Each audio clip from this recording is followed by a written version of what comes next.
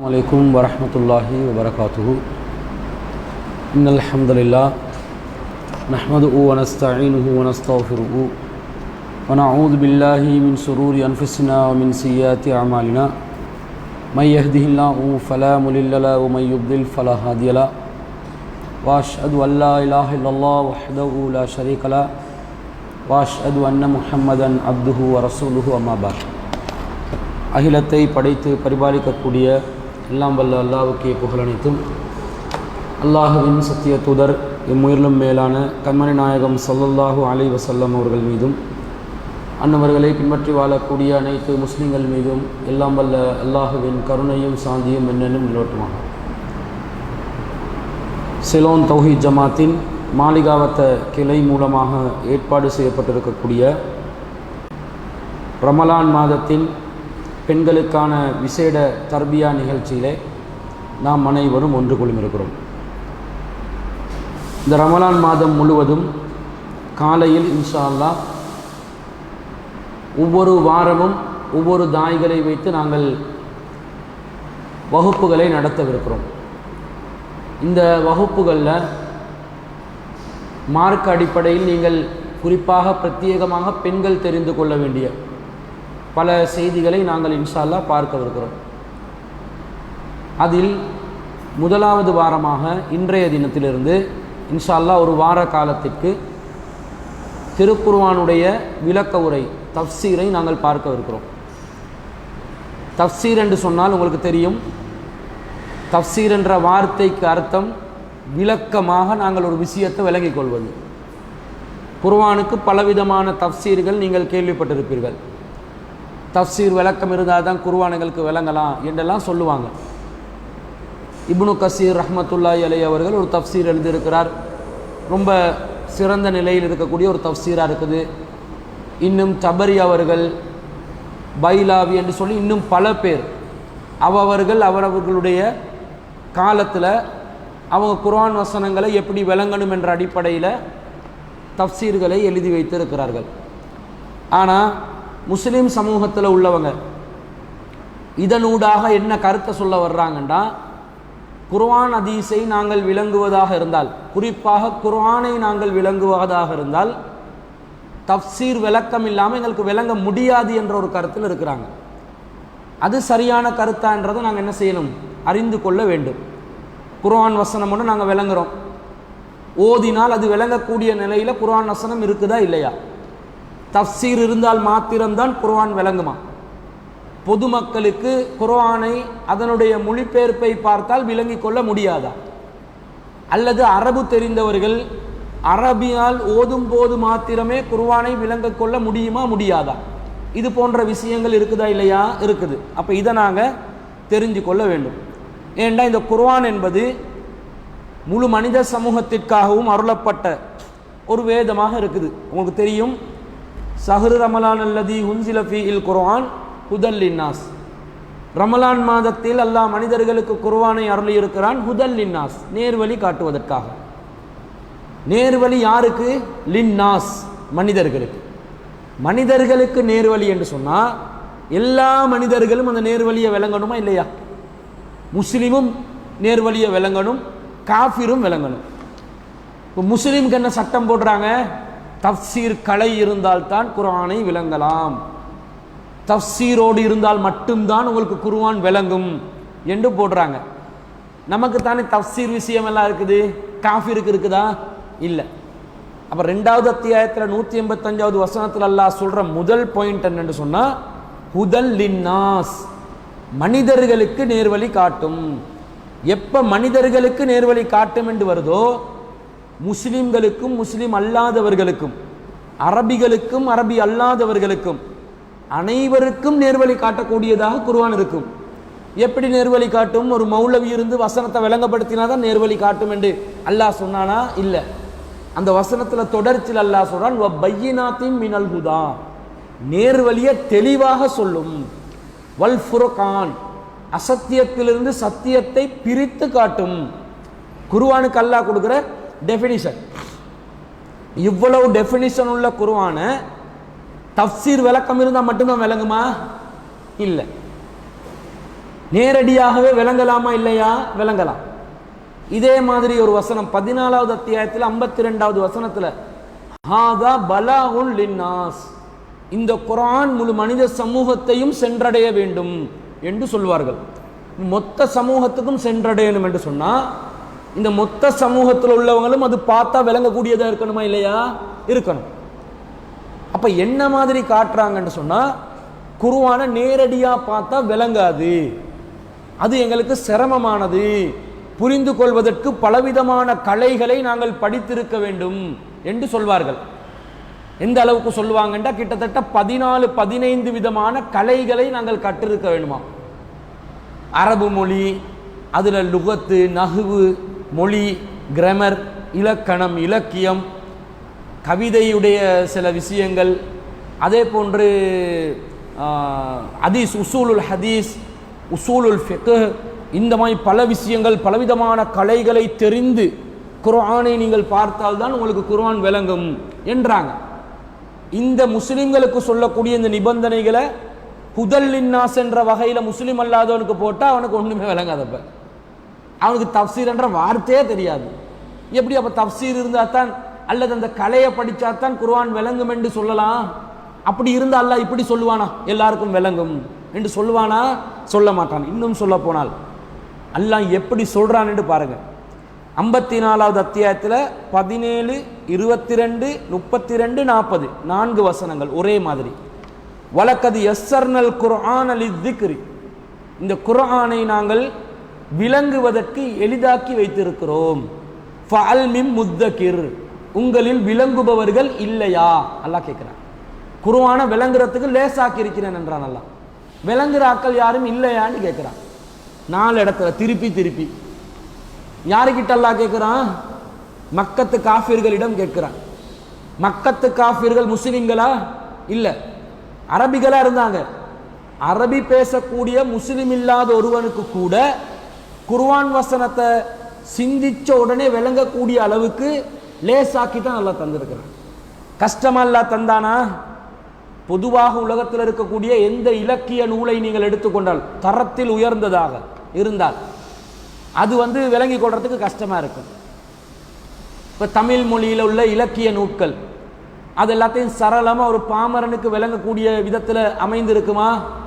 கற்க கசடர கற்றதை கற்ற பின் நிற்க அதற்கு தக என்றும் போது தமிழ் பேசக்கூடியவர்களுக்கே அதுக்கு ஒரு விளக்கம் உண்டு, எளிதாக கொடுத்தா தான் விளங்கும்.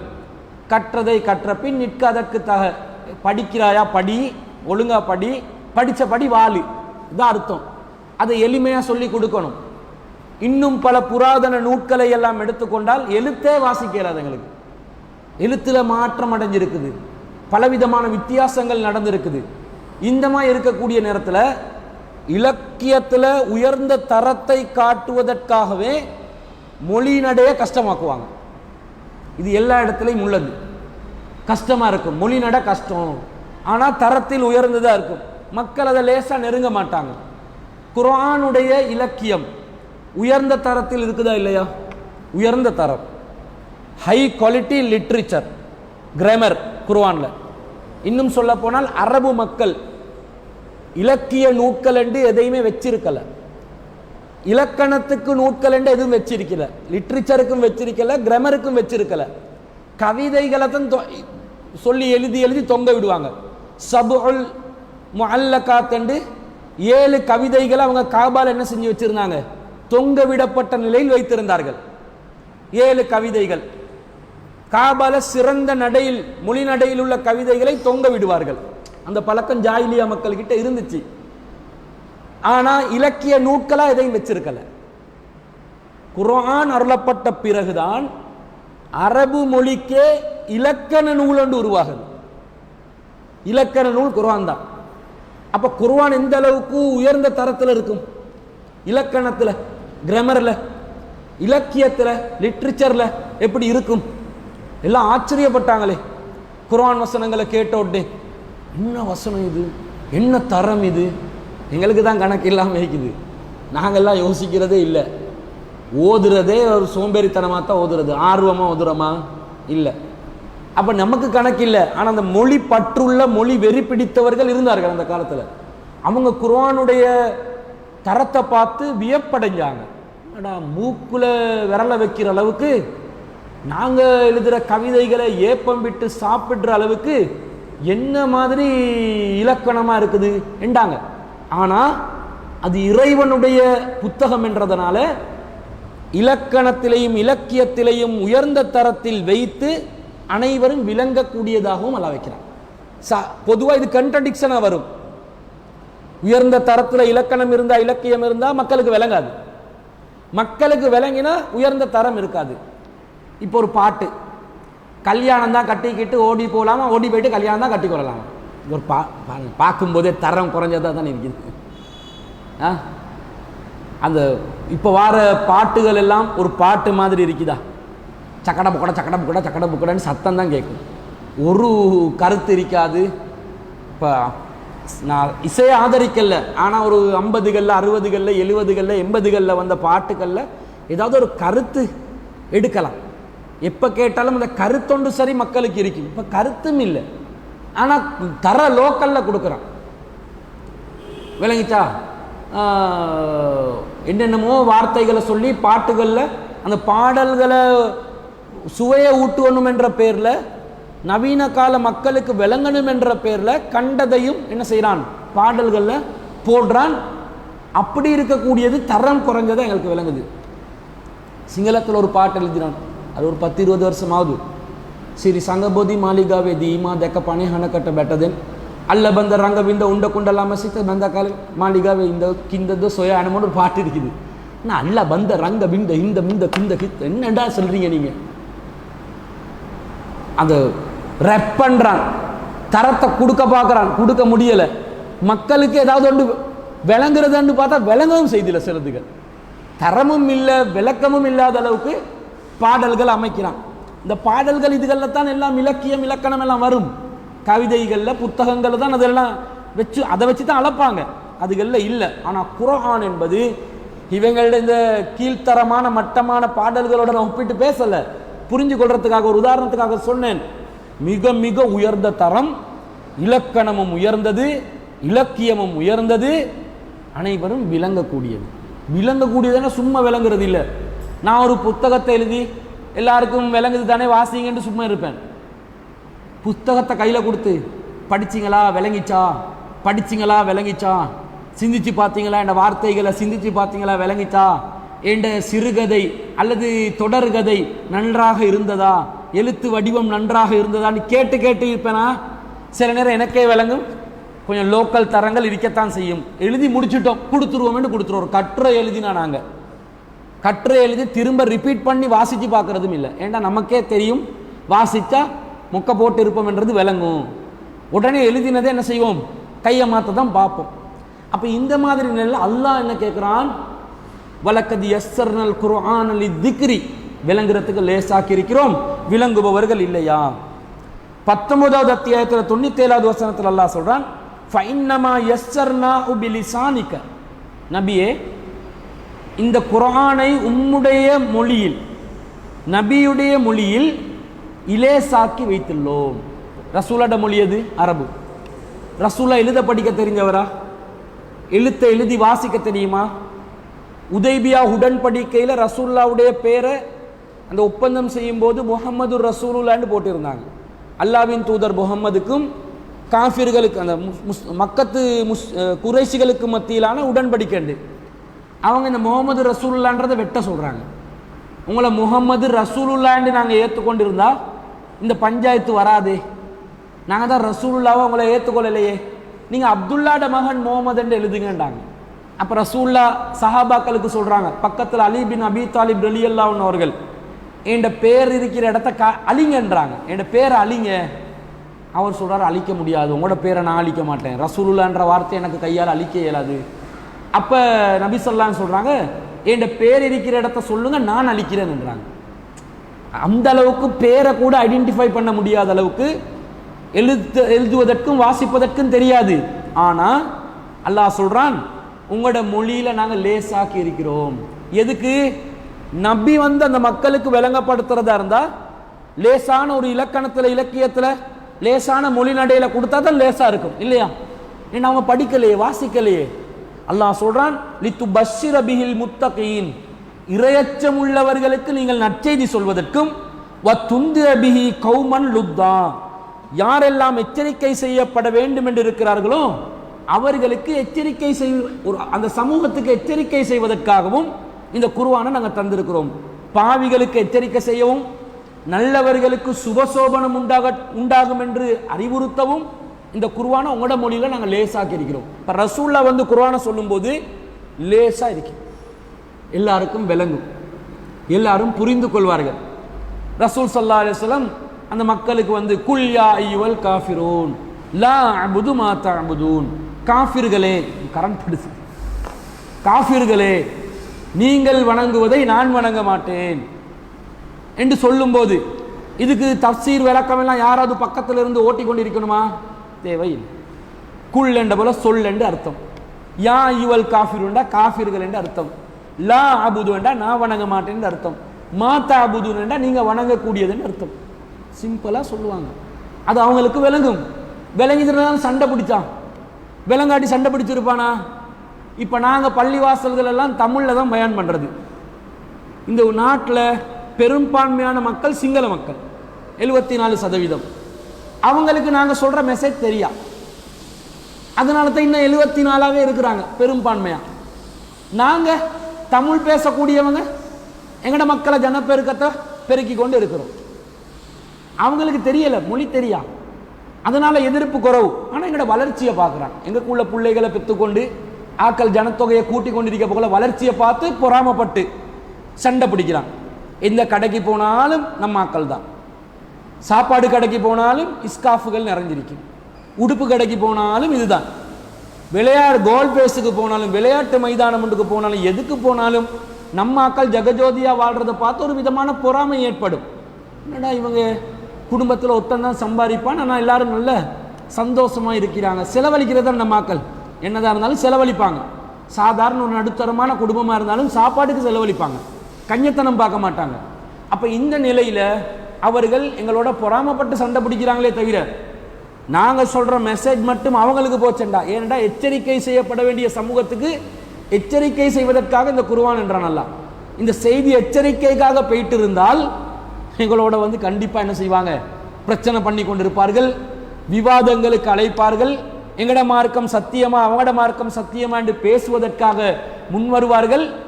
அந்த நிலைமையை நாங்கள் உருவாக்கினோம். ஒரு காலத்தில் உருவாக்கும் போது நம்ம ஆக்கள் என்ன பண்ணா, சண்டை பிடிக்க கூடாது, ஒத்துமையா போகணும். இதெல்லாம் யாரு தெரியுமா இந்த கருத்தில் இருக்கிறது? இந்த சமூகத்தில் பிசினஸ் கம்யூனிட்டி ஒரு கம்யூனிட்டி இருக்கிறாங்க. அவங்க தான் இந்த சமூகத்தில் நிறைய சம்பாதிச்சு கொண்டு வசதியாக வாழ்ந்து கொண்டு இருக்கிறார்கள். நிறைய பேர் இருக்கிறாங்க. இந்த பிசினஸ் கம்யூனிட்டிக்கு என்ன டார்கெட் தெரியுமா? 74% சிங்கள மக்கள் மட்டுமில்லை, தான் 10% என்றாங்க, 90% முஸ்லீம் அல்லாத கஸ்டமர்கள் தேவை. அவங்களுக்கு கஸ்டமர் பேஸ் தேவை. அவங்களுக்கு தானே பொருள் விற்கணும், முஸ்லீம்களுக்கும் விற்கணும். 10 தானே, மொத்த சமூகத்துக்கு விற்றாலும் 10% தானே. ஆக கூடின கஸ்டமர் பேஸ் எங்க இருக்கிறாங்க? சிங்கள சமூகம், முஸ்லீம் அல்லாத சமூகம் 90%. அவங்கள இந்த மார்க்கத்தை சொல்லி மார்க்கத்தில் உள்ள சத்தியங்களை சொல்லி பகைச்சு கொண்டோம்டா எங்கட கடையில பொருள் எடுக்க மாட்டாங்க. அதனால சுமூகமா இருக்கணும். எப்படி? அவங்களும் நாங்களும் நல்ல நண்பர்களாக, அவர்களும் நாங்களும் ஒற்றுமையாக இருக்கணும். ஒற்றுமையா இருக்கணும், நண்பர்களா இருக்கணும். நாங்களும் சொல்றோம், ஆனா சத்தியத்தை சொல்லணும். அது அவங்க ஏற்றுக்கொள்றது ஏற்றுக்கொள்ளாம இருக்கிறது அவங்களோட கையில. அப்ப அவங்கள நாங்க பகைத்து கொள்ள கூடாது என்ற ஒரு கருத்துல சைலண்டா நல்லிணக்கம் சகவாழ்வு என்ற பெயர்ல காலத்தை ஓட்டி கொண்டிருக்கிறாங்க. இவங்க பிசினஸ் கம்யூனிட்டி ஆக்கள் தான் இந்த வேலையை செய்யறாங்க. இவங்க தான் இந்த மார்க்கத்தை சத்தியத்தை பிற மக்களுக்கு எடுத்து சொல்வதற்கும் பலவிதமான தடைகளை போடுறாங்க. மறைமுகமா திரைக்கு பின்னாடி தான் வேலை செய்வாங்க, வெளிப்படையா வரமாட்டாங்க. ரெண்டாவது, வெளிப்படையா தெரிஞ்சிச்சுன்னு சொன்னா முஸ்லிம் சமூகத்திலையும் அவங்களுக்கு பாதிப்பு வருமா இல்லையா, அதை யோசிக்கிறாங்க. ஆனா அல்லாஹ் அப்படி பார்க்கல. இந்த செய்தி போகணும், மெசேஜ் போகணும், அவங்க விளங்கணும் என்ன என்ன செய்யணும்? குர்ஆனை அவங்களுக்கு விளங்குற மாதிரி இறக்கணும் என்று அல்லாஹ் விளங்குற மாதிரி இறக்கினான். ரசூலுல்லாஹ் விளங்கப்படுத்துறதுக்கு ஏற்ற மாதிரி அல்லாஹ் இறக்கினான். இலக்கணத்தையும் குறைக்கல, இலக்கியத்தையும் குறைக்கல.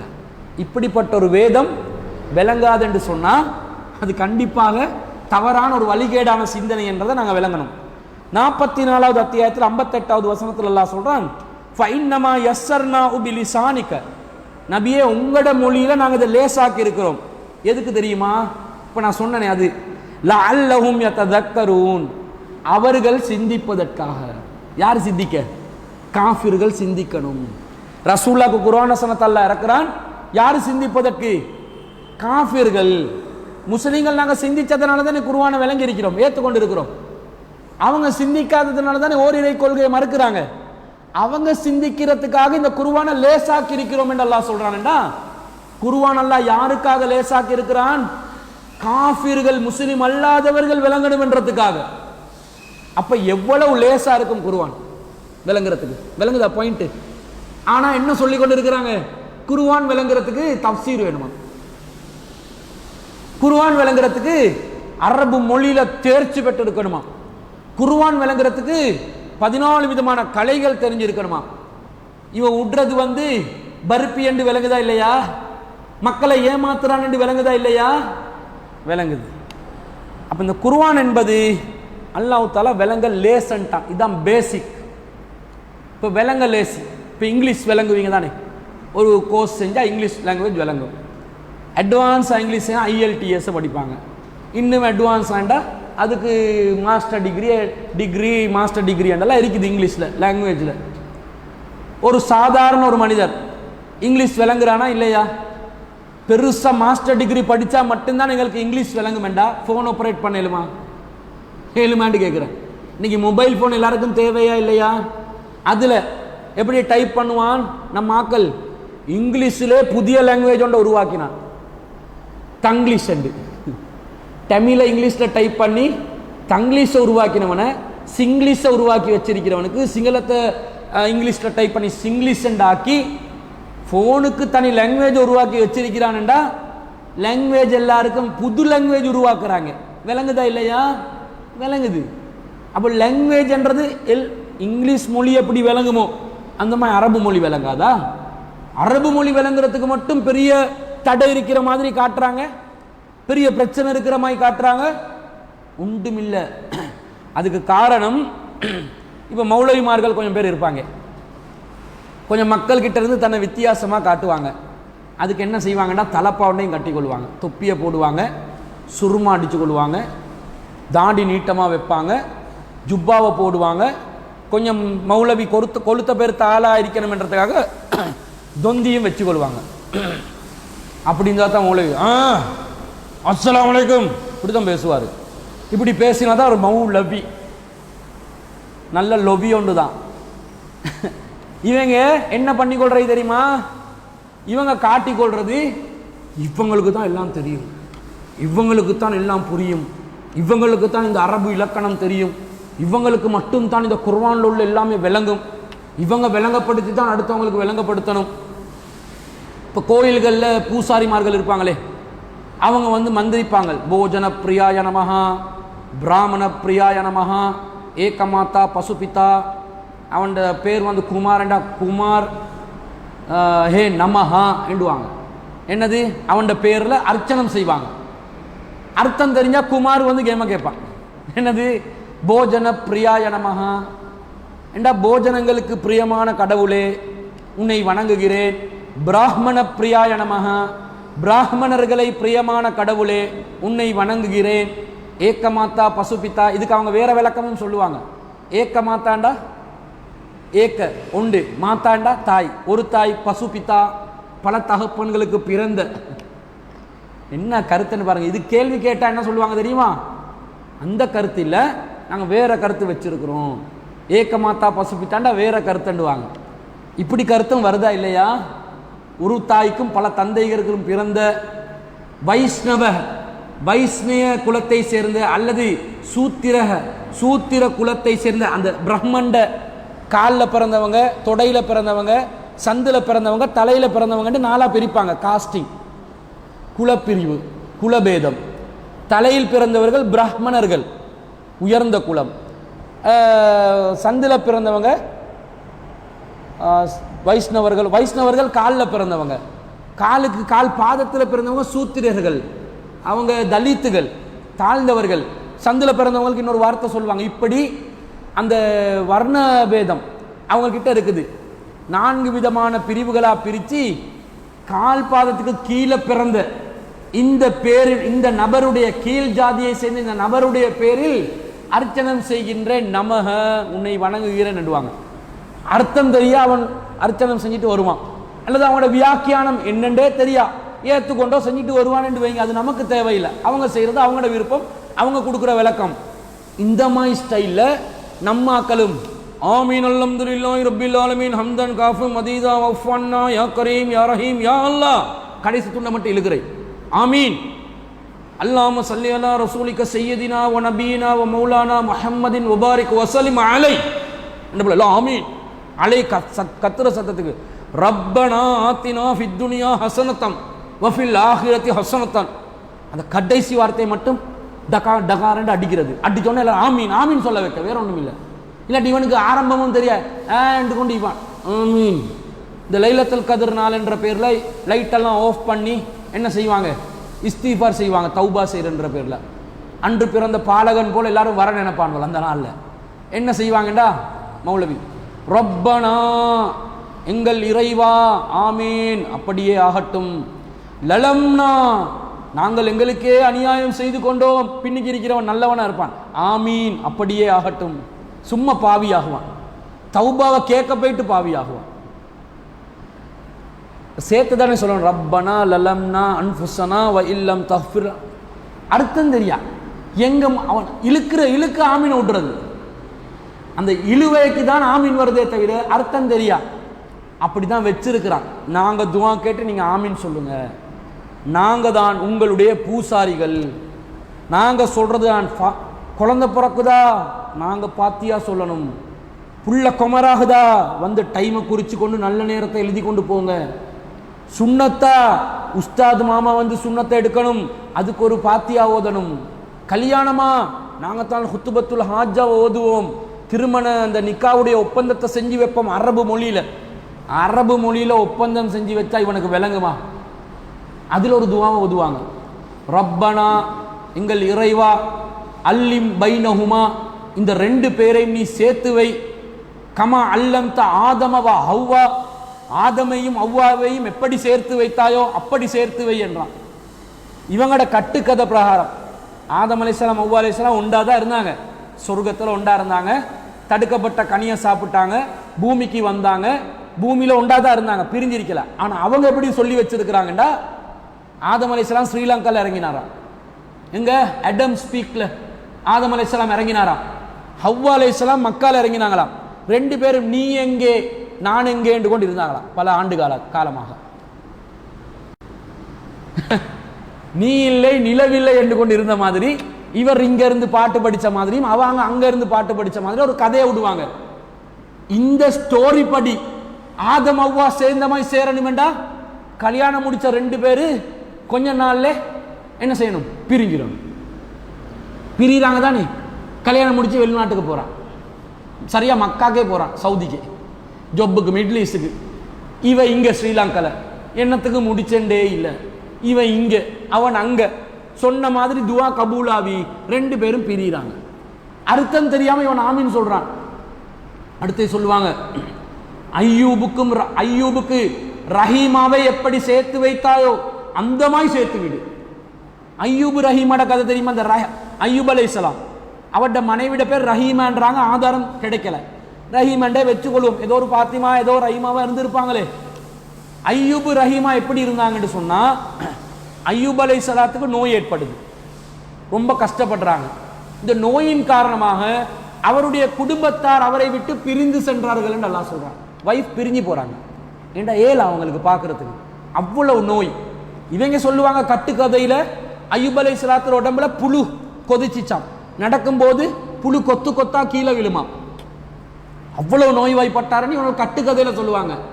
நோய் என்னன்னு வரல, ஆனா நோய்வாய்ப்பட்டார்கள், கடும் நோய்வாய்ப்பட்டார்கள் இருக்குது. இந்த துவாக்கு ஆமீன் சொன்னேன்னு வைங்க, கல்யாணம் முடிச்சோன்னு அவருக்கு கேன்சர், மாப்பிள்ளைக்கு பொண்டாட்டி பாப்பா இந்த கேன்சர் மனுஷனோட நான் என்ன வாழ்றது, இவனுக்கு சம்பாத்தியமும் இல்லை ஒன்றும் இல்லை, சத்தம் கேட்குது. நான் போறேன் ஏண்ட பாட்டிலண்டு அவன் என்ன செஞ்சிருவான், போயிட்டுருவான். அப்ப அர்த்தம் தெரியா துவாக்கு ஆமீன் சொல்றோம். இதுக்கு நீங்க தெரியாமலே இருக்கணும்.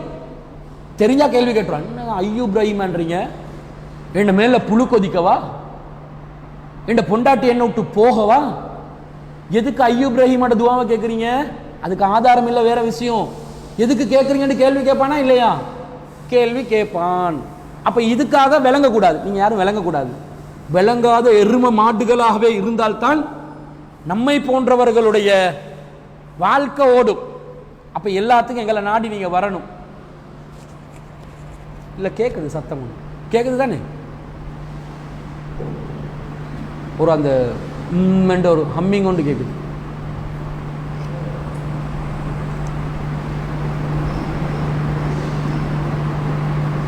அப்ப இந்த மாதிரி ஒரு சூழ்நிலை நாங்க பார்க்கிறோம். நாங்க என்ன செய்யணும், விளங்கக்கூடிய நிலையில இருக்கணும். அது அவங்க மாத்துறாங்க. ஆனா அல்லாஹ் என்ன பண்றான்டா, எல்லாத்தையும் விளங்குறமாய் ஆக்கி விளங்குற முறையையும் சொல்லித்தாரான். எப்படி சொல்லித்தாரான், ஆஃப் பண்ணிட்டு ஒன் பண்ணுங்க போவோம்.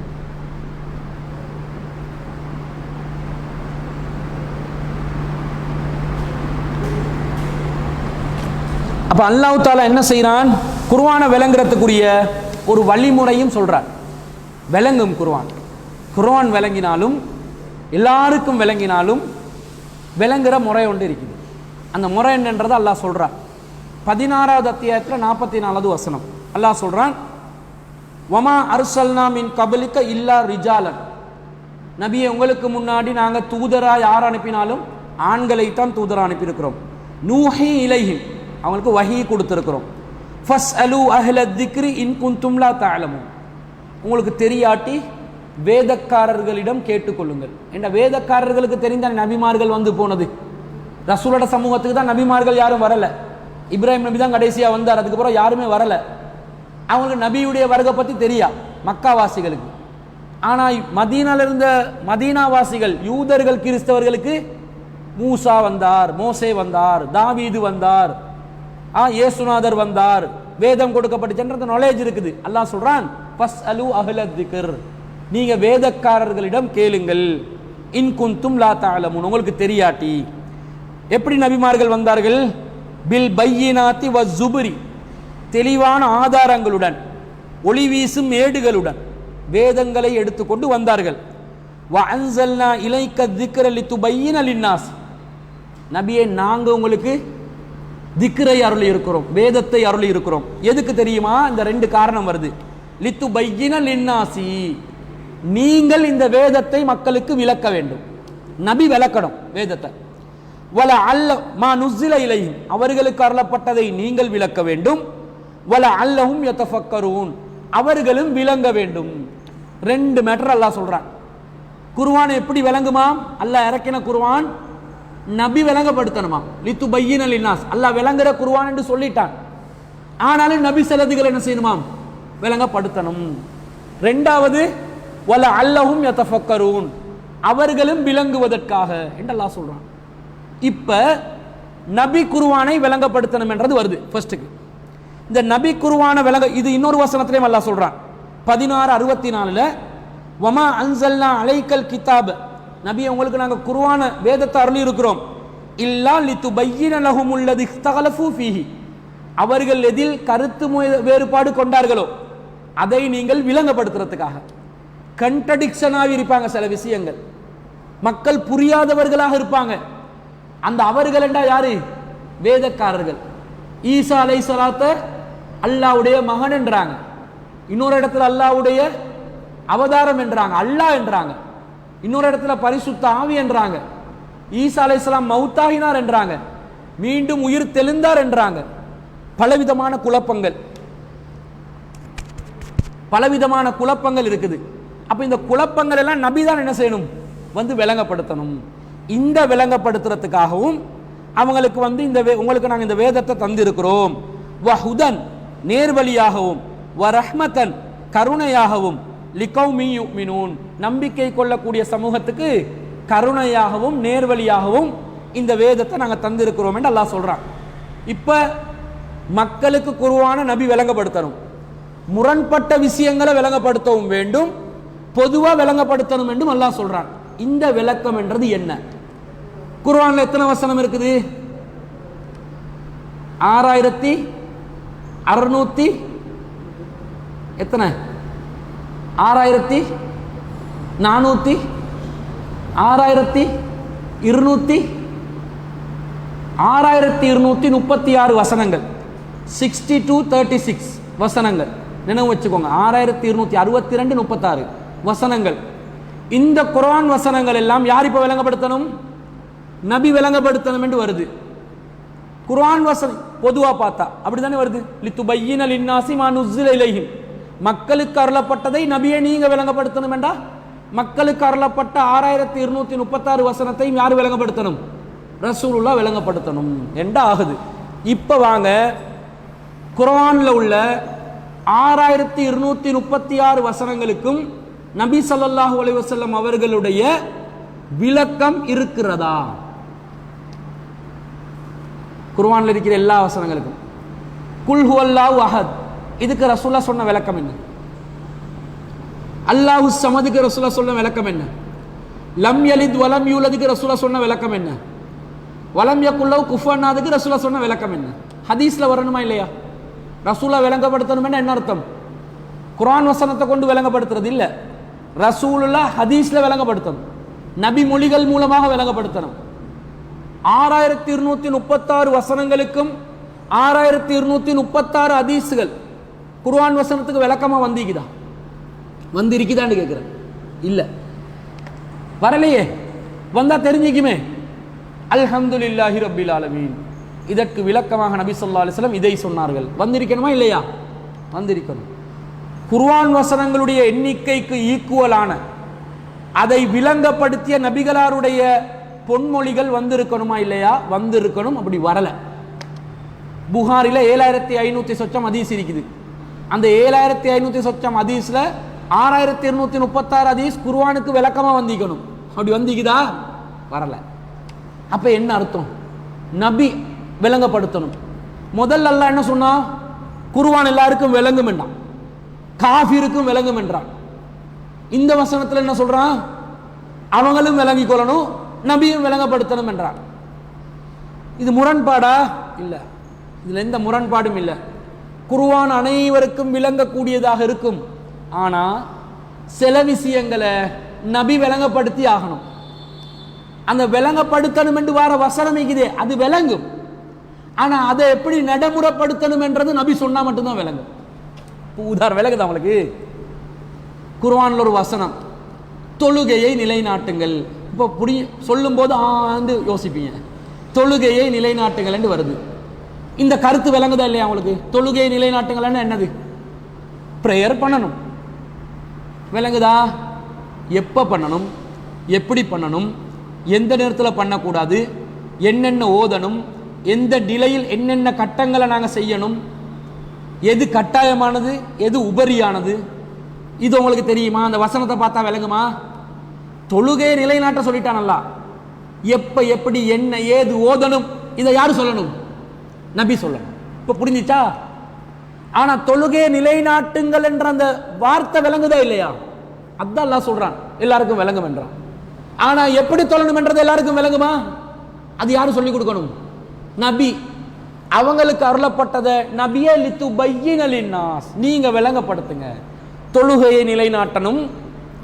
தொழுகையை நிலைநாட்டணும் என்ற கட்டளை மட்டும் இருந்தா வாழ்க்கையில் ஒரு தடவை தொழுந்தா போதும். ஆனா ரசூல் என்ன சொன்னாங்க? ஒரு நாளைக்கு 5 தடவை ஃபர்லானது, அதுல 17 ரக்காத்துகள், அதுல இத்தனை சுஜூதுகள், இத்தனை ருக்குகள், இன்னென்ன ஔராதுகள் ஓதணும், சுன்னத்தானது இதுவல், உபரியானது இதுவல், இந்த நேரங்களில் நீங்க தொழக்கூடாதுன்னு நபி ஸல்லல்லாஹு அலைஹி வஸல்லம் என்ன செஞ்சாங்க? ஒவ்வொன்றை பிரிச்சு சொன்னாங்க. இந்த இடங்களில் நபிகளாருடைய விளக்கம் வேணும். ஆனா இது காஃபிருக்கு எப்ப தேவைப்படும்? குர்ஆனை விளங்குறதுக்கு இது தேவையா? தொழணும் என்று கட்டளை இருக்குது, எப்படி தொழணும் என்றத அவர் உள்ளுக்கு வந்தாதான் தேவை அவருக்கு. உங்களுக்கு புரியுதா? இப்ப விளங்குதா? குர்ஆன் எல்லாருக்கும் விளங்குமா இல்லையா? விளங்கும். ஆனா சிலதுகளை நபி விளங்கப்படுத்தணுமா இல்லையா? விளங்கப்படுத்தணும். கண்ட்ரடிக்ஷனா? இல்லை. இதை இன்னும் புரிவதாக இருந்தால் அல்லாஹ் குர்ஆன்ல சொல்றான், 2வது அத்தியாயத்தில் 238வது வசனம். புரிஞ்சிச்சு தானே? விளங்கலையா?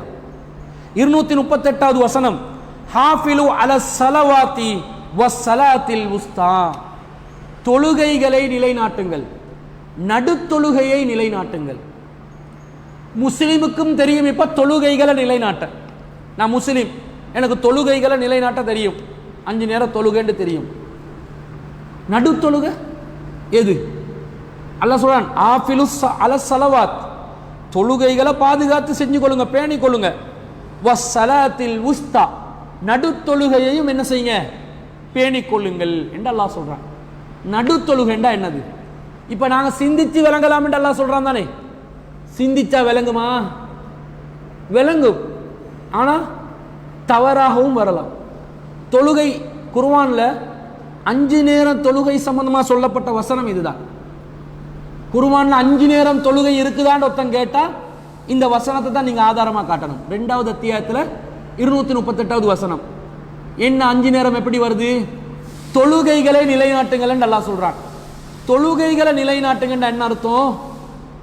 தொழுகைகள் என்ற வார்த்தை என்றா ப்ளூரல், பன்மையான சொல். அரபுல குறைந்த ப்ளூரல் எது? குறைந்த பன்மை எது? ஒண்டா? ஒன்று ஒருமைதானே. 2 இருமை. அரபுல ஒருமைக்கு சொற்கள் உள்ளது, இருமைக்கு சொற்கள் உள்ளது, பன்மைக்கு சொற்கள் உள்ளது. அப்ப பன்மை என்று வந்தால் குறைந்தது 3 இருக்கணும். இப்ப ரஜுலுன் என்றா ஒரு மனிதன் என்ற அர்த்தம், ரஜுலானி என்றா 2 மனுஷன் என்ற அர்த்தம், ரிஜாலுன் என்றா பல மனிதர்கள் என்ற அர்த்தம். விளங்குதா? 3 சொல் இருக்குது. இதை மதரசாக்கள்ல படிச்சு கொடுப்பாங்க, அஹதியாக்கள்ல படிச்சு கொடுப்பாங்க, ஸ்கூல்கள்ல அரபு பாடங்களை படிச்சு, ஹுவ ஹுமா ஹும், ஹிய உமா ஹுன்ன. இப்ப நினைவு வருதா? ஹுவ அவன், ஹுமா 2 பேர், அவன் 2 பேர், ஹும் அவர்கள் ஆண்பால், ஹிய அவள், உமா அவங்க 2 பொம்பளை பிள்ளைகள் 2 பேர், ஹுன்ன அவர்கள் பெண்பால். இப்படி வருதா இல்லையா? ஒருமைக்கு அரபுல சொற்கள் உள்ளது, இருமைக்கு அரபுல சொற்கள் உள்ளது, பன்மைக்கும் அரபுல சொற்கள் உள்ளது. அப்ப ஸலவாத்தண்டா தொழுகைகள் என்று வருது, 2 தொழுகை என்று வரல. தொழுகைகள் அப்ப குறைஞ்சது எவ்வளவு இருக்கணும்? 3 இருக்கணும். 3 தொழுகை. அல்லாஹ் சொல்றான், ஹாஃபிலு அலஸ் ஸலவாத்தி, தொழுகைகளையும், வஸ்ஸலாத்தில் உஸ்தா, நடுத்தொழுகையையும், 2ஐயும் சேர்த்து நிலைநாட்ட சொல்றான். தொழுகைகளையும் நிலைநாட்டணும், நடுத்தொழுகையும் நிலைநாட்டணும். தொழுகைகள் என்றால் 3, வ அத்துடன் சேர்த்து நடுத்தொழுகை என்றால் 4. 4 தொழுகை வருதா இல்லையா? வருது.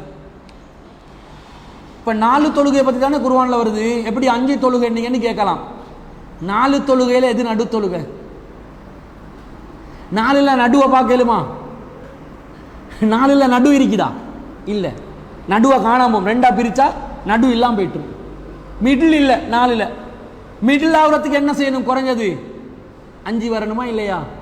5 வந்தால் தான் மிடில் ஒன்று வந்து 2 பக்கத்துக்கு 2 பிரிஞ்சு போகும். விளங்குதா அவளுக்கு? குர்ஆன்ல தொழுகைகள் 5 வேளை என்று சொன்ன வசனம் இது. தொழுகைகளையும் என்று 3ம், நடுத்தொழுகையையும் என்று சொல்லி 4ம். அல்லாஹ் சொல்றான், இந்த 4ல நடுத்தொழுகை ஒன்று வராது, அப்ப கண்டிப்பா 5 இருக்கணும் என்றதனால 5 வேளை தொழுகை என்று நாங்க சொல்றோம். இந்த வசனத்துல நடுத்தொழுகண்டா 5 நேர தொழுகல நடுத்தொழுகை. எது நடுத்தொழுகை சொல்லுங்க பாப்போம், சிந்திச்சு சொல்லுங்க. சுபஹு, லுஹர், அசர், மஹரிப், இஷா. எது நடுத்தொழுகை? அசர். சரி, ஒத்தர் சொல்றாரு 4ல ஆரம்பம் மஹரிப் தானே. மஹரிப் தானே ஆரம்பம். ஒரு நாள் எப்ப ஆரம்பமாகும் இஸ்லாத்துல? சுபவுல ஆரம்பிக்கும், மஹரிப்ல. நாளைக்கு வெள்ளிக்கிழமையா இருந்தா இன்றைக்கு நைட்டுக்கு என்ன செய்வோம் நாங்க? வெள்ளிக்கிழமை ராவு. முதல்ல ராவு தான் வரும், இராவு. அதுக்கு பிறகு தான் பகல். அப்படித்தானே? உலகம் ஃபர்ஸ்ட்டுக்கு இருட்டா தானப்பா இருந்துச்சு, அதனால இருட்டு ஃபர்ஸ்ட்டுக்கு, பிறகுதான் வெளிச்சம் வந்துச்சு. சூரியன் நல்லா படைக்கிறான், அது பிறகுதான் வெளிச்சம். அப்ப பிறகுதான் வெளிச்சம். இரவு முழுவதும் ஆரம்பம், பகல் பின்னாடி வரும். வெள்ளக்காரன் வந்து பார்த்தா இது கரைச்சல் பிடிச்ச வேலை, குழப்பி விட்டுறணும் முஸ்லிம்களை. நாங்க என்ன செய்ய? நாளை நடு இரவுல ஆரம்பிப்போம். ஆரம்ப இரவுல ஆரம்பிக்கணும். மஹரிப்ல இரவு, அவன் என்ன செஞ்சான்? மிட் நைட் ஆக்கினான். வெள்ளக்காரண்ட கேலண்டர் படி டேட் ஆரம்பிக்கும் எப்ப? நடுஜாமம் 12 மணிக்கு, பாதி இரவுல பாதி, பகல்ல முழுசு, மறு இரவுல பாதி தான் அவன் ஒரு நாள். குழப்பம். இஸ்லாம் என்ன சொல்லுது? இரவுல முழுவதும், இரவுல அரைப்பாதி, பகல் அரைப்பாதி, நாள் கம்ப்ளீட் ஆகும். இப்போ ஒருத்தர் சொல்றாரு, ஒரு நாள்ல நடு தொழுகை தானே, மஹரிப் தான் ஃபர்ஸ்ட் தொழுகை, ரெண்டாவது தொழுகை இஷா, மூணாவது தொழுகை சுபஹு, நாலாவது தொழுகை லுஹரு, அஞ்சாவது தொழுகை அசரு, இப்ப நடு தொழுகை சுபஹு என்கிறார். என்ன பண்றது? இப்ப எது நடு தொழுகை? இப்ப கன்ஃபியூஸ் ஆகுது. நாங்க சிந்திச்சா கன்ஃபியூஸ் ஆகுதா இல்லையா? கன்ஃபியூஸ் ஆகுது. ஆனா அதுக்கு ரசூல் ஸல்லல்லாஹு அலைஹி வஸல்லம் விளக்கம் சொல்றாங்க. புகாரில 6396வது செய்தி, குன்னா மஅன் நபி ஸல்லல்லாஹு அலைஹி வஸல்லம் யௌமல் ஹந்தக், ஹந்தக்குடைய நாளில் நாங்கள் நபி ஸல்லல்லாஹு அலைஹி வஸல்லம் அவர்களுடன் இருந்தோம். ஃபகால மல அல்லாஹு குபூரஹும் வ புயூதஹும் நாரா, இந்த யூதர்களுடைய வீடுகளையும் கபறுகளையும் அல்லாஹ் நெருப்பால் நிரப்பட்டும். காரணம், கமா சஅலூனா அன் ஸலாத்தில் உஸ்தா, அவர்கள் எங்களை அசர் நடு தொழுகையை தொழ முடியாமல் ஆக்கிவிட்டார்கள். ஹத்தா காபத்திஷ் ஷம்சு, சூரியன் மறையும் வரைக்கும் நடு தொழுகையை தொழ விடாம ஆக்கிட்டாங்க. சூரியன் மறையும் போது தொழுவது மறைகிறதுக்கு முன்னாடி அசர். அந்த ஹதீஸ்ல வருது, வஹிய ஸலாத்துல் அஸ்ரி, அது அசருடைய சலாத்து தான். நாளில் ஆரம்பம் மஹரிப்ல இருந்து வந்தாலும் நபியின் விளக்கத்தின்படி நடு தொழுவது அசர் தொழுவை. இப்ப நாங்க சிந்திச்சாலும் குழப்பமாகுது சில இடங்கள்ல. அந்த இடங்கள் எல்லாம் ரசூல் என்ன செய்வாங்க? விளங்கப்படுத்துவாங்க. இதுதான் குர்ஆனை விளங்குற முதல் கேட்டகரி. நபியின் விளக்கம் வேண்டும். எல்லா வசனத்துக்கும் நபி விளங்கப்படுத்திக்கிறாங்களா? இல்ல. தேவைப்படுற இடங்களுக்கு மட்டும் ரசூலா விளக்கத்தை கொடுத்துட்டாங்க. அது குறிப்பிட்ட எண்ணிக்கையில தான் இருக்குது. தேடி கண்டுபிடிச்சா எடுத்துடலாம். எங்களுக்கு இப்ப ஒரு ஆர்டிகல் ஒன்று வருது, டிரான்ஸ்லேட் பண்ணி தர சொல்றாங்க எங்களோட ஆஃபீஸ்ல. அதில் உள்ள எல்லா வார்த்தையும் எங்களுக்கு விளங்குமான்னு கேட்குறேன். நீங்க ஒரு பத்திரிகை எடுத்து வாசிக்கிறீங்க, அதுல உள்ள எல்லா வார்த்தையும் உங்களுக்கு விளங்குமா? விளங்காது. விளங்காத விஷயம் வரும்போது, இப்ப பொருளாதாரம் சம்பந்தப்பட்ட, பொருளியல் சம்பந்தப்பட்ட எக்கனாமிக் சப்ஜெக்ட் ஒன்று பேப்பர்ல எழுதியிருக்கிறார். இந்த நாட்டில் பண வீக்கம் அதிகரித்து வருகிறது. பண வீக்கம், வீக்கம் என்றா வீங்கிறது, பணம் என்றா பணம். உம்மா 1000 ரூபாத்தால் 5000 ரூபாத்தால் எல்லாம் வீங்குமா? இப்படி ஒத்தம்படி கேட்டா சப்ஜெக்ட் தெரியல. பண வீக்கம் என்றா அது இல்ல, பணத்துடைய பொறுமதி இல்லாம போயிருச்சு. அது சும்மா ஊதி பெருதாகுது. பணத்துல வெளியூ இல்லை, பெருசா இருந்ததுக்கு வெளியூ இல்லை, அதுக்கு தான் பண வீக்கம். விலங்க எடுத்துக்கொள்றாங்களா இல்லையா தேவைப்பட்ட இடத்துக்கு? இந்த மாதிரி குர்ஆன்ல எங்க இடத்துக்கு விளக்கம் தேவையோ அந்த இடத்த மட்டும் என்ன செய்யணும்? எடுத்துக்கொள்ளணும். விளங்குதா உங்களுக்கு? அப்படி குர்ஆன் என்ன செய்யலாம்? விளங்கலாம். இது நபியுடைய சொற்கள். கொஞ்சம் தான் வரும், அதிகமா வராது. காஃபிர்களுக்கு இந்த பிரச்சனை வராது. முஸ்தான்றது என்னன்னு தேடுறது அவனுக்கு பிரச்சனை, இறைவன் யாருன்னு கண்டுபிடிக்கிறது தான் பிரச்சனை. அதுக்கு தேவையான எல்லாமே அல்லாஹ் குர்ஆன்ல விளங்கப்படுத்துறான். இது ஒரு வழிமுறை. ரெண்டாவது என்னது? வல அல்லஹும் யதஃபக்கரூன், மக்களும் சிந்தித்து விளங்க வேண்டும். குர்ஆனை யோசிச்சு விளங்கணும். எப்பயாவது குர்ஆன் வசனம் ஒன்றை யோசிச்சிருக்கிறீங்களா? யோசிச்சு விளங்கி இருக்கிறீங்களா? யோசித்து பார்த்தால் எனக்கு இவ்வளவு விளக்கம் வருது, அப்படி யோசிச்சிருக்கிறீங்களா? யோசிக்கிறது இல்லை. யோசிக்கணும் என்றான் அல்லாஹ் நினைக்கணும் என்றான். இப்ப நாங்க காலையில எழும்பும் போது ஓதுற குர்ஆன் வசனம் எது? அப்படியா ஓதணுமா? யாரும் சொல்லி தந்தா? இன்ன ஃபீ ஹல்கிஸ் ஸமாவாதி வல் அர்ல், வானங்கள் பூமி படைத்திருப்பதிலும், வஹ்திலாஃபில் லைலி வன் நஹார், இரவு பகல் மாறி மாறி வருவதிலும், லஆயாத்தில் லிஉலில் அல்பாப், அறிவுள்ளவர்களுக்கு நிறைய அத்தாட்சிகள் இருக்கின்றன. அல்லதீன யக்உதூன அல்லாஹ கியாமன் வ கஊதன் வ அலா ஜுனூபிஹிம், அவர்கள் யாரு தெரியுமா? நின்றவர்களாக, அமர்ந்தவர்களாக, சாய்ந்தவர்களாக அல்லாஹ்வை நினைப்பார்கள். வ யதஃபக்கரூன மாதா மா ஹலகஸ் ஸமாவாதி வல் அர்ல், வானங்களையும் பூமியையும் படைத்திருப்பதை பற்றி அவர்கள் சிந்திப்பார்கள். நாங்க அதெல்லாம் சிந்திக்கிறது இல்லை. அடுத்த நாள் வெள்ளை கிளம்பி என்ன ட்ரெஸ் உடுக்கணும், அடுத்த நாள் வெள்ளை கிளம்பி அந்த நாளில் என்ன சமைக்கணும், அடுத்த நாள் வெள்ளை கிளம்பி அந்த நாளில் என்னென்ன வேலை பார்க்கணும், இது மட்டும்தான் எங்களோட தலையில் இருக்குது. அல்லாவை பற்றி சிந்திக்கிறது, இந்த யூனிவர்ஸை பற்றி சிந்திக்கிறது, இந்த எண்ணம் எல்லாம் இல்லை. ஆனால் ஃபேஸ்புக்கில் ஸ்டேட்டஸ் என்ன போடலாம், அல்லது டிக்டாக்ல வீடியோ என்ன செய்யலாம். சிலதுகளுக்கு பைத்தியம் பிடிச்சி தானே டிக்டாக்ல வந்து பைத்தியம் பிடிச்சி அலைதுகள், அதில் எதையாவது ஒரு கத்தத்தை போடணும் என்று எதையாவது ஒன்றை போட்டு போட்டு போட்டு எனக்கு ஆக கடுப்பேற இடம் என்ன தெரியுமா, இந்த கிழவன்மார்கள் கொஞ்சம் கொஞ்சம் வந்து ஆடுறானோல் பாருங்க. கபருக்கு போகிற வீடு போ போ என்றது, சுடுகாடு வா வா என்றது. இவன் இந்த கொண்டு டிக்டாக்ல பாஷாட பாட்டை போட்டு ஆடுறான். இவன் வீட்டில் மகன்மார்கள் இருந்து திருத்துற இல்லையா, இவன் வாப்பா தான், மூத்தவன் தான், வயசாளி தான், கிறுக்கு பிடிச்சதுனால தான் ஆடுறான். சரி நீ ஆடுறிய, உருப்படியாவது ஆடுறியா? அவனுக்கு ஆடவும் தெரியா, நமக்கு வராதுன்னு தெரியுது தானே, எதுக்கு போயிட்டு அவங்கள கோமாளி டான்ஸ் போட்டுக்கொண்டு இருக்கணும்? இவங்கிட்ட குடும்பத்துக்கு என்ன செய்யணும், பள்ளி வாசல்கள் கூப்பிட்டு நட்டவட்டிக்கு எடுக்கணும். உண்ட வாப்பா டிக்டாக்ல ஆடுறாரு, ரொம்ப கேவலமா இருக்குது, அதுக்காக டான்ஸ் கிளாஸுக்கு போயிட்டு பழகி ஆட சொல்லல. இனிமேல் டிக்டாக்ல பார்த்தோம் உனக்கு சந்தாக்கு வராது, உனக்கு இந்த தப்தர் ரெஜிஸ்டர் புக் வராது, ரெஜிஸ்டார் அனுப்ப மாட்டோம், உன மகளோட கல்யாணத்தை பள்ளிவாசல் அறிவிக்க மாட்டோம், இதுக்கு சொல்ல மாட்டாங்க. ஒருத்தன் போய் தௌஹீத சொன்னா, ஒரு தெருமுன பிரச்சாரம் சொன்னா, உங்களோட மகனை பயான் பண்றதை நிறுத்த சொல்லுங்க, இல்லண்டா பள்ளிவாசல்ல தொடர்பு இல்லாமக்குவோம். பாருங்க இந்த ட்ரஸ்டி மகளோட மூளைல மலக்கடை கரை பிடிச்சு, எதை செய்யணுமோ அதை செய்யறாங்க, இல்ல எதை செய்யக்கூடாது அதை செய்யறாங்க. எதுக்கு பள்ளியில ஊர் நீக்கம் எதுக்கு செய்யணும்? முஸ்லிம் பொம்பளை பிள்ளையோண்டு இஸ்காப் இல்லாம டிக்டாக்ல வருதுன்னு வைங்க, என்ன பண்ணணும், அந்த வீட்டுக்கு நோட்டீஸ் போகணும். இதுக்காக சோசியல் மீடியாவில் என்ன நடக்குதுன்னு பார்க்கத்தான் வேணும், வேற வழி இல்லை. நாங்க பார்க்க மாட்டோம், எல்லாம் பார்க்கத்தான் செய்யறான். எல்லாம் டிக்டாக் ஓபன் பண்ணி கெட்டதை பயன்படுத்துறா, நல்லதை நாங்க பயன்படுத்திட்டு போவோம்னு பார்க்கலாம். இந்த மாதிரி அனாச்சாரங்கள் வரும்பொழுது நோட் பண்ணணும். இவரா அபுநானோட மகளா, கூப்பிடு வாப்பவ, உன்ட மகள் முந்தானி இல்லாம ஆடுது, நீயும் பின்னுக்கு சப்போர்ட்டுக்கு டான்ஸ் பண்றாய், வாப்பாவும் சேர்ந்து தானே ஆடுறான். ரெண்டு பேரும் இஜாப பேணல, பள்ளிவாசல தொடர்பு இல்லாம போயிடும், சந்தாக்கு தரமாட்டோம். எப்படியா சந்தாக்கு தர்றது? நீங்க பாட்டுக்கு ஆடுவீங்க, உங்களுக்கு சந்தாக்குல வச்சுக்கொண்டு நாங்க போகணுமா? இப்படி கேட்கலாமா இல்லையா? கேட்கணும், ஆனால் கேட்க மாட்டார்கள். இதுக்கெல்லாம் சிந்திக்க மாட்டாங்க, இதையெல்லாம் பார்க்க மாட்டாங்க.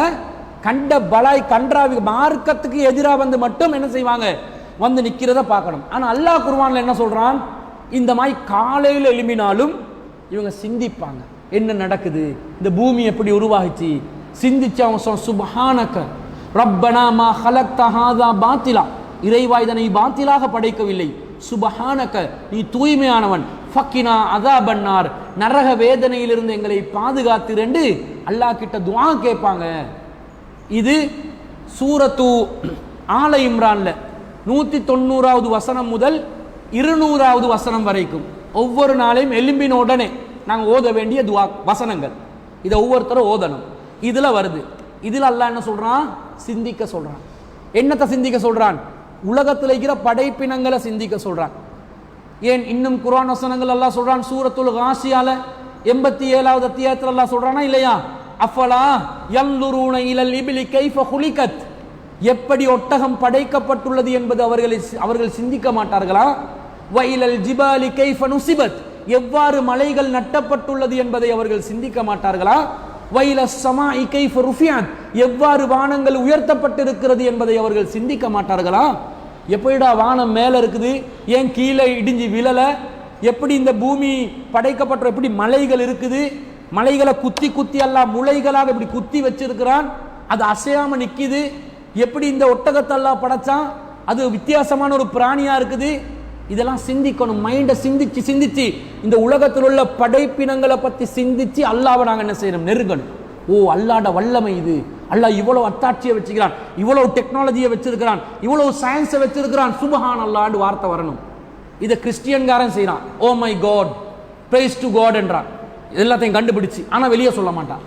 அல்லாஹ்வை புகழுவான், ஆனா அவன் அல்லாஹ் என்ற பேர்ல ஜீசஸ் அண்டுவான். ஆனா முஸ்லிம்கள் அல்லாஹ் புரிஞ்சு வச்சிருக்கிறான், ஆனா அல்லாஹ் சிந்திக்க சொன்ன எதையுமே சிந்திக்க மாட்டான். இதையும் நாங்க சிந்திக்கணும். குர்ஆன்ல வந்த மற்றபடி அல்லாஹ் சொல்றான், குர்ஆன்ல வர்ற ஒவ்வொரு கருத்தையும் சிந்திக்க சொல்றான். சூரத்து முஹம்மத் 47வது அத்தியாயத்தில் 24வது வசனம், அஃபலா யததப்பரூனல் குர்ஆன், அவர்கள் குர்ஆனை சிந்திக்க மாட்டார்களா? அம் அலா குலூபின் அக்ஃபாலுஹா, அவர்களுடைய உள்ளங்களில் பூட்டுகள் தொங்கவிடப்பட்டுள்ளனவா? சிந்திங்கப்பா. குர்ஆன் அல்லாஹ் சொல்றான், உள்ளம் லொக்காண்டு கேட்கிறான். ஹார்ட் லாக், ஹார்ட் பிரேக் என்றுவாங்க சில பேர். அல்லாஹ் சொல்றான் லொக், ஹார்ட் லாக். சிந்திக்குது இல்ல, உள்ளம் இறுகி பூட்டு போட்டா அல்லாஹ் கேட்கிறான். பூட்டு லொக்கு இப்பா இப்பா போட்டான்னு அல்லாஹ் கேட்கிறான். லொக் போட்டா சிந்திக்க மாட்டியா? பூட்டு போட்ட பெட்லாக், பெட்லாக் போட்ட உள்ளங்களாண்டு அல்லாஹ் கேட்கிறான். சிந்திக்க சொல்றான். சிந்திக்காதவர்களுடைய உள்ளங்கள் பூட்டுகள் இருக்கும் உள்ளங்கள் என்றதை விளங்கணும். அதே போன்று 38வது அத்தியாயத்தில் 29வது வசனத்தில் அல்லாஹ் சொல்றான், கிதாபுன் அன்சல்நாஹு இலைக்க முபாரக்கன், நாங்கள் ஒரு குர்ஆன் அருளி இருக்கிறோம், பரக்கத்தான குர்ஆன். அல்லாஹ் சொல்றான் பரக்கத்தான குர்ஆன். லியஸ்ஸப்பரு ஆயாத்திஹி, அதனுடைய வசனங்களை மக்கள் சிந்திக்க வேண்டும் என்பதற்காக. மக்கள் சிந்திக்கணுமாம் அல்லாஹ்ட வசனங்களை. வலியத்ததக்கர உலுல் அல்பாப், அறிவுள்ளவர்கள் அல்லாஹ்வை நினைப்பதற்காக, சிந்திப்பதற்காக, படிப்பினை பெற்று அறிவுள்ளவர்கள் அல்லாஹ்வை நினைத்து சிந்திப்பதற்காக வேண்டி இந்த குர்ஆனை இறக்கி இருக்கிறேன் என்ற அல்லாஹ் சிந்திக்க சொல்றான். எந்த வேத புத்தகத்தையும் சிந்திக்குமாறு எந்த மதமும் சொல்லாது. சொல்லுமா?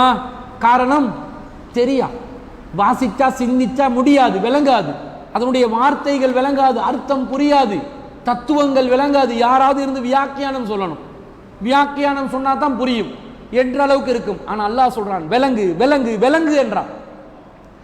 இதே மாதிரி 23வது அத்தியாயத்தில் 68வது வசனத்துல, அஃபலம் யஸ்தப்பரல் கௌல அம் ஜாஹும் மா லம் யஅதி ஆபாஹுமுல் அவ்வலின், அவர்கள் இதை சிந்தித்து பார்க்கவில்லையா? அவர்களுடைய முந்தைய முன்னோர்களிடம் வராத ஒரு செய்தி அவர்களிடம் வந்துள்ளதா? இது புதிய செய்தியா?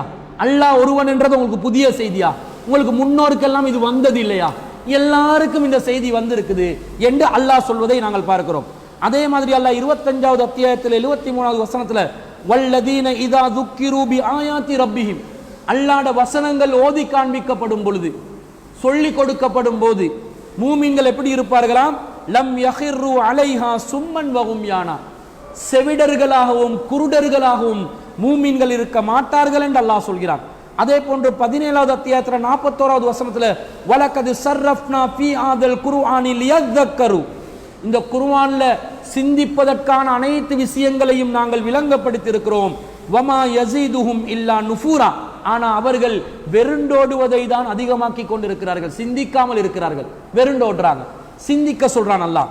3வது அத்தியாயத்தில் 138வது வசனத்துல, ஹாதா பயானுன் லின்னாஸ், இது அனைத்து மனிதர்களுக்கும் சென்றடைய வேண்டிய ஒன்று. வஹுதன், இது நேர்வழியாக இருக்கிறது. வமவ்இலத்துன் லில் முத்தகீன், இறையச்சம் உள்ளவர்களுக்கு இது ஒரு அறிவுரையாக இருக்கிறது என்று அல்லாஹ் சொல்றான். எல்லாருக்கும் தெளிவுபடுத்த பயானா. குர்ஆன் என்பதே பயானா. பயான் என்றா என்ன? விளங்கப்படுத்துறது தானே. அல்லாஹ் குர்ஆனுக்கு சொன்ன இன்னொரு வார்த்தை என்னது? பயான். குர்ஆன் என்றாலே பயான், குர்ஆன் என்றாலே எல்லாருக்கும் விளங்கும் என்ற அர்த்தம் என்று அல்லாஹ் சொல்றதை பார்க்கிறோம். 4வது அத்தியாயத்தில் 82வது வசனத்தில் அல்லாஹ் சொல்றான், அஃபலா யததப்பரூனல் குர்ஆன், இவர்கள் இந்த குர்ஆனை விளங்க மாட்டார்களா? வலவ் கான மின் இந்தி கைரில்லா, அல்லாஹ் அல்லாதவர்களிடமிருந்து இது வந்திருந்தால் லவஜது ஃபீ இக்திலாஃபன் கஸீரா, இதிலே அவர்கள் பல முரண்பாடுகளை கண்டிருப்பார்கள். முரண்பாடு இல்லாத நேர்கோட்டில் பயணிக்கக்கூடிய நேரான கருத்துக்களை சொல்லக்கூடிய ஒரு குர்ஆனை நாங்கள் தந்திருக்கிறோம், சிந்தியுங்கள் என்றான் அல்லாஹ். அப்ப நாங்கள் சிந்திச்சாலும் குர்ஆன் என்ன செய்யும்? விளங்கும். இப்போ உதாரணமாக அல்லாஹ் சொல்றான், அல்லாஹ் ஒருவன் என்பதை நீங்கள் விளங்குங்கள்.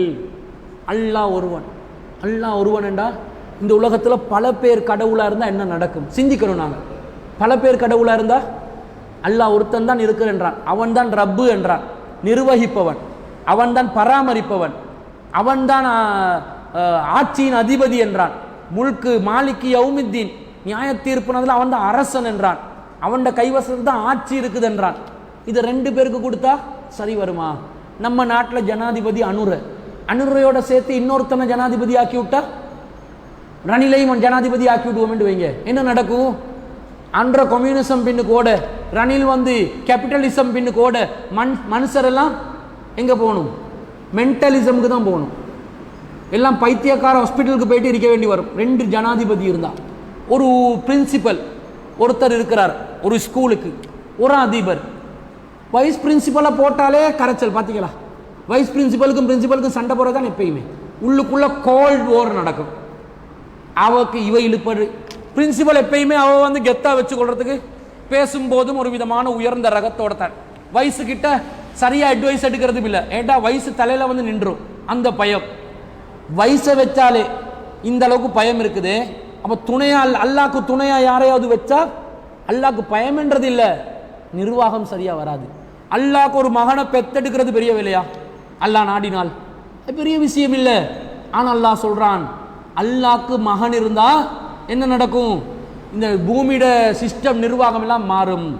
வலவுக்கான மிந்தூனிஹி ஆலியா, அவன் அல்லாத வேறு கடவுள்கள் இருந்திருந்தால் என்ன செய்வாங்க? ஒவ்வொருத்தரும் அவங்க படைச்சதை எடுத்துக்கொண்டு அங்கங்க ஓடி இருப்பாங்க. இப்ப செவ்வாய் கிரகத்தை படைச்சது ஒரு கடவுள் என்று சொன்னா, பூமியை படைச்சது இன்னொரு கடவுள் என்று சொன்னா, அல்லது சூரியனை படைச்சது இன்னொரு கடவுள் என்றா கருத்து வேறுபாடு வந்துச்சுன்னு வைங்க. சூரியனை படைச்ச கடவுள் சொல்வாரு, எனக்கு உங்களோட கூட்டு சேராது, நான் போறேன் வேறொரு இடத்துக்கு. சூரியன் எடுத்து போனா பூமியில உள்ள எங்களுக்கு எல்லாம் கூதல் வந்து குளிர் வந்து செத்து போயிடுவோம். இப்போ பூமியோட கடவுள் என்ன பண்ணுவாரு? டே ஏண்ட மக்களுக்கு வெளிச்சம் வேணும். செவ்வாய் அந்த சூரியனை படைச்ச கடவுள் கிட்ட, சூரிய கடவுளே கொஞ்சம் வெளிச்சந்தாயா ஏண்ட மக்கள் எல்லாம் குளிர் தாங்க முடியாமல் சாக போறாங்கயா அப்படின்வா. போ தர முடியாது, உனக்கும் எனக்கும் டூ வேண்டுவார் அவர். 2 பேரும் டூ பிடிச்சிக்கிறோம், உனக்கு எனக்கும் பாக தரமாட்டேன் சூரியன்டா. நாசமா போயிடுவோமா இல்லையா? நடக்குமா? எல்லாம் ஒரு சிஸ்டம்ல ஓடுது. அந்த மொத்த யூனிவர்ஸ் மில்கி வேல, அதே மாதிரி அந்த சூரிய குடும்பம் அது கணக்கா ஒரு லைன்ல ஓட்டத்தில் ஒவ்வொரு இடத்துலையும் சரியா அது ஸ்டேபிளா நின்று கொண்டு ஒவ்வொரு இடத்துலையும் பயணிச்சு கொண்டு இருக்குது. ஒன்று பிடுங்கி போச்சுன்னு வைங்க, எல்லாம் என்ன செய்யும்? முட்டி மோதும். அப்ப இது ஆளாளுக்கு கொடுத்தா இப்ப சரி வராது. அதைத்தான் அல்லாஹ்வும் சொல்றான், வேறு கடவுள்கள் இருந்தா அவங்க படைச்சதை அவங்க எடுத்து போவாங்க. ஆமா, பிரச்சனை வரும். ஒரு பிரின்சிபலுக்கு வைஸ் பிரின்சிபல் இருக்கும் போதே பிரச்சனை, சமமா இன்னொரு பிரின்சிபலை போட்டா பிரச்சனை டபுள் ஆகிரும், சரி வராது. ஒரு பள்ளிக்கு தலைவர், ஒரு தலைவர் 2 தலைவராக்கினா ஒரு தலைவர் கோழி கஞ்சி எண்டுவார், இன்னொரு தலைவர் பால் கஞ்சி எண்டுவார், மொத்தமா கஞ்சாயிரும். ரமலானே விஷயம் மாறிடுமா? டிசிஷன் எடுக்கலுமா? ஏலா. ஒரு குடும்பத்துல பொண்டாட்டிக்கு முடிவெடுக்கிற உரிமை கொடுத்து மாப்பிள்ளைக்கு முடிவெடுக்கிற உரிமை கொடுத்தா 2 பேரும் என்ன செய்வாங்க? கூடிய சீக்கிரம் தலாக் பண்ணிடுவாங்க. ஏன்? முடிவெடுக்கிற டிசிஷன் எடுக்கிற அதிகாரத்தெல்லாம் ஆணுக்கு கொடுக்குறான். மசூரா பண்ணிக்கொள்ளலாம், முடிவு அங்க நீ எடு. ஏன்னா ஒரு இடம் தான் முடிவெடுக்கிற இடமா இருக்கணும். எண்டெல்லாம் மேனேஜ்மெண்ட் எல்லாம் வச்சிருக்கிறான். இதை சிந்திக்கணும், அல்லாட வல்லமையை விளங்கணும். அல்லாஹ் சொல்றான், சனுரீஹிம் ஆயாத்தினா ஃபில் ஆஃபாகி, பூமியில் பல பாகங்களில் நம்முடைய அத்தாட்சிகளை நாம் வைத்திருக்கிறோம். ஹத்தா யதபய்யன லஹும் அன்னவுல் ஹக்கு, அல்லாஹ் அவன் ஒருவன் தான் என்பதை விளங்கிக் கொள்வதற்காக வேண்டி பூமியில் பல பாகங்களில் பல அத்தாட்சிகளை அல்லாஹ் வைத்திருப்பதாக சொல்கிறான். அல்லாஹ் ஒருத்தன் என்று விளங்குறதுக்காக அத்தாட்சி வச்சிருக்க. இதை சிந்திக்கணும். பெர்முடா ட்ரையாங்கிள் என்று ஒன்று இருக்குது, கேள்விப்பட்டு இருக்கிறீங்களா? பெர்முடா ட்ரையாங்கிள் என்னடா நடக்குது? அதுக்கு மேலால எது போனாலும் காணாம போகுது. என்ன ஆட்சி? ஒரே பூமி, ஒரே நிலம், ஒரே கோள். ஆனா அந்த இடத்துக்கு மட்டும் ட்ரையாங்கிளுக்குள்ள எது சிக்கினாலும் கடல் அடிபட்டு வருது, காணாம போகுது, கண்டுபிடிக்க முடியாம இருக்குது. சிந்திக்கணும். அங்க ஏதோ ஒரு ஈர்ப்பு விசை ஒன்று இருக்குது, ஏதோ ஒன்று இல்லாமக்கிற பவர் இருக்குது. சாதாரண இடங்கள்ல அந்த பவர் இல்ல, இயற்கையா வந்திருந்தா அந்த இடத்துக்கும் அந்த பவர் வந்திருக்க கூடாது. அப்ப அல்லாஹ் என்ன செஞ்சிருக்கிறான்? உருவாக்கி இருக்கிறான். டெட் சி என்று ஒன்று இருக்குது. டெட் சி கேள்விப்பட்டு இருக்கிறீங்களா? அந்த டெட் சீல எல்லாம் மிதங்கும், கீழே போவாது. எல்லாரும் சாதாரணமா நாங்க நீச்சல் அடிக்க தேவையில்ல, சும்மா போயிட்டு டெட் சீல படுத்தாலே போதும், எங்களை மிதக்கி கொண்டு இருக்கும் டியூப் இல்லாம. என்ன நடக்குது? ஏன் இந்த டெட் சீக்கு இப்படி ஆகுது? தேடி பார்க்கணும். அந்த தண்ணியில கணத்துல ஏதோ பிரச்சனையோ, அது வித்தியாசப்பட்டு இருக்குதோ. அது அழிக்கப்பட்ட ஊர் தானே, லூத் அலைஹிஸ்ஸலாத்து அழிக்கப்பட்ட ஊருக்கு பக்கத்துல தான் இது, ஜோர்தானுக்கு பக்கத்துல. அந்த ஊர் என்றதுனால இதுல ஏதோ சிந்திக்கணும். அல்லாஹ் ஏதோ வித்தியாசத்தோடு நமக்கு ஒரு பாயிண்ட்டை தந்திருக்கிறான், நாங்க யோசிச்சு பார்க்கணும் என்று விளங்கணும். மிச்சம் தேவையில்ல. நீங்க மதீனால ஜபலுல் ஜின் என்ற ஒரு ஜின் இருக்கு, இந்த மலை இருக்குது, ஜின் இல்ல மலை, ஜபலுல் ஜின், ஜின் மலை. இங்கேயும் ஜின் மலை இருக்குது. எங்க? ஜெயிலானில ஜின் மலை இருக்குது. இது பொய் ஜின் மலை, ஒரு ஜின்னும் இல்லைங்க. அது கஞ்சாக்காரன் தான் இருக்கிறான், பாபாமார்கள் கஞ்சா அடிச்சு கொண்டு இருப்பான்கள். இது உண்மையிலே ஜபலுல் ஜின், ஜின் மலை. ஜின் இல்லைங்க, அந்த மலையில வித்தியாசம் ஒன்று நடக்கும். மலைண்டா ரெயின் இல்லை, மவுண்டன். என்ன வித்தியாசம்? அந்த மலையில ஒரு கெப் ஒன்று இருக்குது, ஒரு 100 மீட்டர் மாதிரி. பக்கத்தில் இன்னொரு மலை, இன்னொரு மலை. பார்க்கறதுக்கு பயங்கரமாக இருக்கும். மிடில் ஈஸ்டில் உள்ள மலைகள் எல்லாம் பார்க்கறதுக்கு பயங்கரமாக இருக்கும். நீங்கள் சர்ச் பண்ணி பாருங்க. ஒரு ஜாதி ஜின் வாக்குல தான் இருக்கும். ஜின்ன கண்டு இல்லை, ஜின்னண்டா சைத்தான் தானே, சைத்தான் அலங்கோலமாக தானே இருப்பான். அந்த அலங்கோலம் அங்கே ஒரு வாகனத்தை நாங்கள் நியூட்ரலில் வச்சு ஸ்டார்ட் பண்ணி நியூட்ரலில் வச்சா போகுது. பள்ளம் இல்லை, எந்த விதமான ஒரு மேடு பள்ளமும் இல்லாத சம தரையாக இருக்கக்கூடிய ஒரு இடத்துல காரை ஒரு வாகனத்தை நியூட்ரலில் வச்சா டிரைவ் ஆகுமா? ஆகாது. கியரை போடணும் அல்லது ரேசம் இருக்கணும். இது தானா போகுது. நான் போயிட்டு பார்த்துக்கிறேனே, ஒரு வாகனத்தில் நியூட்ரலில் போட்டு வாகனம் போகுது 140 ஸ்பீட்ல. சுப்ஹானல்லாஹ், என்னடா நடக்குது இங்க? அந்த அதாவது என்ன அர்த்தம்? ஒரு மலை ஒன்று இருக்குது, அந்த மலையை நோக்கி தான் போகும். இந்த ஒரு வலது பக்கத்தில் ஒரு மலைண்டுங்க, இடது பக்கத்தில் ஒரு மலைண்டு வைங்க. வலது பக்கத்தில் இருக்கிற மலையை நோக்கி தான் போகுது, இடது பக்கத்தில் உள்ள மலையை நோக்கி வருது இல்லை. ஏண்டா இங்க அங்க போவாது, இழுப்பட்டுமே. 2 மினிட்டா நடுவில் தான் நிற்கும். ஒரு பக்கத்தில் தான் மலை இழுக்குது. அந்த மலையில ஏதோ மேக்னெட்டிக் பவர் ஒன்று இருக்குதா இல்லையா? வாகனத்தை இழுத்து எடுக்குது. அது ஒரே அடியா ஸ்பீட் ஆகுது இல்ல, கட்டங்கட்டமா வேகம் 10, 20, 30, 40. நான் லைவா பார்த்தேன், லைவா வீடியோவும் பண்ணேன். ஃபேஸ்புக்கில் போடலை, ஆனால் வீடியோ பண்ணோம். நீங்கள் பாருங்க, ஜபலுல் ஜின்னு யூடியூப்ல அடிச்சு பாருங்க. என்னமோ இருக்குது, பவர் உண்டு. அந்த மலையை சவுதி அரசாங்கம் ஆய்வு செய்து பார்த்தால் ஏதோ சம்திங் புதிய ஒரு டெக்னாலஜியை கண்டுபிடித்து கொள்ளலாம். வாகனங்களுக்கு பெட்ரோல் அடிக்காமலேயே வாகனங்களை நகர்த்தி செல்லக்கூடிய ஒரு தொழில்நுட்பம் கூட அதில் இருக்கலாம். விளங்குதா இல்லையா? விளங்குது. இவன் என்ன பண்றான்? அதை பார்க்காம நியோம் சிட்டியா கட்டி கொண்டிருக்கிறான். 2030 ஓபன் பண்ணணும் ஜாஹிலியத் நகரம் ஒன்றை உருவாக்கி கொண்டிருக்கிறான். மொத்த உலகத்துல லலாலத்தையும் சவுதிக்குள்ள கொண்டு வந்து போறதுக்கு ஃபிரௌன் முகமது பின் சல்மான் என்ற ஒரு ஃபிரௌன் இருக்கிறானே, அவன் ஒரு வேலை பார்த்து கொண்டு இருக்கிறான். அது அவங்களோட விஷயம், நமக்கு தேவையில்லைன்னு வைங்க. ஆனா இந்த அத்தாட்சி, இதை சிந்திக்கணும். என்ன இதுல என்ன இருக்குது? அந்த அத்தாட்சியை புரிஞ்சா யாரை புகழணும்? நாங்க அல்லாஹ். அல்லாஹ் ஏன் இப்படி வச்சான்? இலங்கையில் எத்தனை மலைகள் இருக்குது, அதுகள்ல இல்லாதது இங்க வந்துச்சு. இது ஏன் இருக்குது? எப்படி இருக்குது? என்ன காரணம்? என்ன தொழில்நுட்பம்? இப்படி குர்ஆன்ல ஏகத்துவத்தையும் சிந்திக்கலாம், அறிவியலையும் சிந்திக்கலாம். சட்டதிட்டங்களை நபியுடைய விளக்கத்தில் விளங்கணும். இபாதத்துகளை நபியுடைய இபாதத் என்னென்று விளங்கும், நபியுடைய சொல்லின் விளக்கத்தில் விளங்கலாம். இப்படி குர்ஆன 2 வழிமுறைகள்ல விளங்கலாம். இப்ப சொல்லுங்க, குர்ஆன் விளங்காதா? எல்லாருக்கும் விளங்கும், எந்த மொழி பேசுறவனுக்கும் விளங்கும். டிரான்ஸ்லேட் பண்ணி கொடுங்க, விளங்கும். டிரான்ஸ்லேட் பண்ண முடியாது. குர்ஆன விளங்கினா வழி தவறி சென்று விடுவோம், வழிகேட்டுக்கு சென்று விடுவோம் என்று முஸ்லிம் அல்லாதவர்கள் சொல்லவில்லை. முஸ்லிம்கள்ல சுன்னத் வல் ஜமாஅத் என்று சொல்லக்கூடியவர்கள் சொல்லிக் கொண்டிருக்கிறார்கள். குர்ஆனை படித்தால் வழி தவறி விடுவோம், மூளை குழம்பி விடும், வழிகேட்டுக்கு சென்று விடுவோம், எனவே படிக்காதீர்கள், வாசிக்காதீர்கள் என்று சொல்லிக் கொண்டிருக்கிறார்கள். இது சரியா? குர்ஆன் வழி கெடுக்குமா, நேர் வழி காட்டுமா என்றதை இன்ஷா அல்லாஹ் நாளைய தினம் பார்ப்போம். அதற்கு பிறகு தொடர்ச்சியாக தஃப்சீர்களையும் பார்ப்போம் இன்ஷா அல்லாஹ்.